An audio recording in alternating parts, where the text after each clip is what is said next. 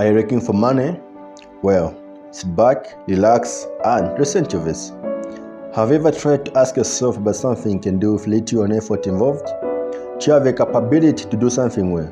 If you are capable to do something well, what's your talent? Are you interested in a particular occupation? If you have an occupational interest, that's your career. You have to identify something you can passionately do wholeheartedly. It could be a talent, a career, a business, etc. You know who you are by identifying something your most of your interests are.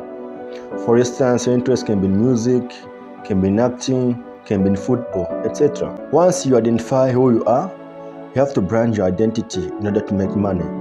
Let most of the people know you by your brand or by your identity. The more the people know your brand, the more money you make, and vice versa. When people have known you by your brand, it will be easier for you to make money. Many people get in touch with you to render them your services. For example, if you have branded yourself as a business person, people will know that if I want to buy this, I need to go to this shop. Let's say you have branded yourself as an electrical engineer. People will contact you whenever they need electrical services, and you make money. When it comes to talent, for instance, you are a musical artist, a comedian, or an actor. People will contact you if you have well branded yourself, and you make money. Some people can't make money because people don't know who they are.